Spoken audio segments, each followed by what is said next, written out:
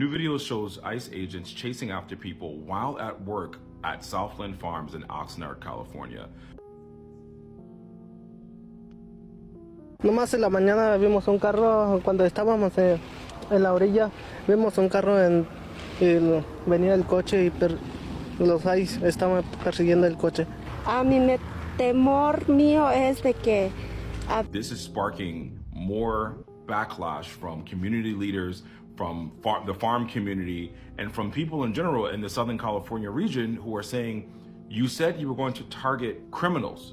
These people are at work. You're targeting people using their work information, their tax information, and you're going to jobs. You're not going around people who are jobless, lawless, and utilizing the system. We're also going after people who pay taxes, who are providing a service with no viable means for replacement of said service. So when this affects the supply chain of food, supply chain of goods that are happening, because so much produce for the nation comes out of California, what is the plan? What's the game plan? There's been an overall mood shift amongst independents, amongst Republicans, and amongst Democrats coming together to say, this is not the way to do this. This is not the way to round up people. People are still humans, and you're rounding up people as if ICE is your personal gang, and they're just taking people based on what they look like. This is a strawberry field in Ventura County, California. I'm in Oxnard. This is one of the beating hearts of the Californian agricultural economy. California's economy is the fourth largest economy in the world, and the agricultural industry here is literally worth billions of dollars. There are thousands of farms in Ventura County, tens of thousands of farm workers, and this also happens to be the latest location in a series of immigration enforcement actions by the Trump administration and federal agents. Yesterday, video emerged and reports emerged of ICE chasing farm workers in fields just like this.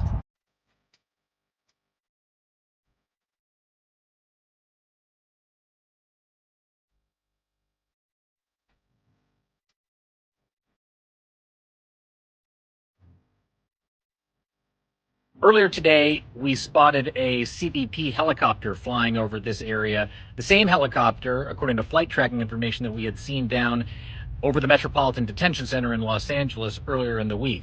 Local officials here, including the mayor of Oxnard and the police chief, have spoken out publicly to let people know they don't believe these immigration enforcement actions are in the best interests of the public safety nor of the workers here. There have also been protests in the wake of this in Ventura County, and just like Los Angeles to the east of us, it really has struck fear into the hearts of so many people here. Welcome back to Echo Room Vibes, the only place where satire meets scandal and the mic never lies. To all our longtime subscribers, you already know the vibes. And to our new listeners, welcome to the noise. Today's episode, ICE raids farms, but it's not who you think getting hauled off in cuffs. And oh yes, America might be heading toward food chaos in just 30 days. Grab your tea and maybe a canned good or two. Let's get into it. So y'all's president is doing an interesting pivot regarding these ICE raids. So he's actually acknowledging the ridiculousness of farm workers and hotel workers being hauled off the job and our workforce being stripped of the very valuable work that they're doing. That, let's be clear, they're not fighting anyone for these jobs or depriving anyone of doing these jobs. So many migrants and so many undocumented people living in our country do jobs that other people frown upon. So I don't know, this whole narrative of, oh, they're taking people jobs. Are they though? Like, I really don't think so. But y'all's president is acknowledging that a change needs to happen because hauling people off their good jobs is just not the way to go. And a part of me feels like this is very self-serving on his part. Because don't he own the hotels and the resorts and the this and the that? And he got Mar-a-Lago out there, which, like, come on, sir. Who all is working over there? I'm just saying. Today in California, they're raiding the farm workers. Yesterday in Nebraska, they raided the meat packing plants. Y'all do realize that in 30 days, you're gonna be out of food,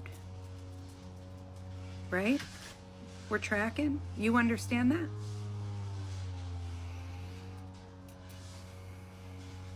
I'm grief-stricken this morning with what a beautiful country has done to itself. Godspeed, my friends. Plan accordingly. Tell me what happens to the owner of the businesses who have all of the immigrants working for them who are getting detained and deported. Because you hired them. You hired them to work at your company, and then you allowed ICE into your business to come detain them. So make it make sense. Why are these owners not in trouble? Why are they not being detained? Why are they not being locked up for hiring these people? The guy at Glen Valley Foods, whatever the fuck his company is, who allowed ICE into his business, welcomed them in, they detained over 100 people. That man didn't know? That man didn't know the 100 people he was hiring? You want to use people, take advantage of them, have, like, whenever it's convenient for you. But then the time comes, you open your fucking door to have them detained. Make any of it make sense, because I promise you none of it. The only thing that I know makes sense is that every one of us is going to meet our maker one day. We are. We'll all have to answer for our actions. All of us. I know I'm just some white lady, but these ICE videos are taking me out.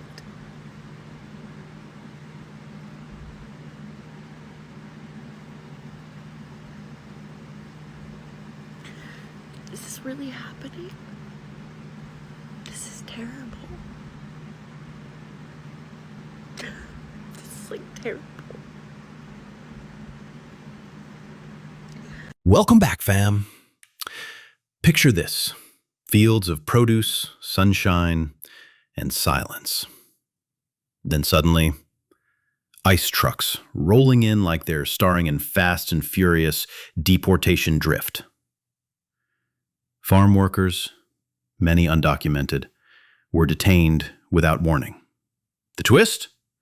The farm owners, those cutting the checks and collecting the harvest profits, nowhere to be seen in cuffs, no orange jumpsuits, just crickets and clean hands. People online weren't having it. One stitch said what we were all thinking. So ICE gave the farm owner a heads up, and instead of warning his workers, he set the trap?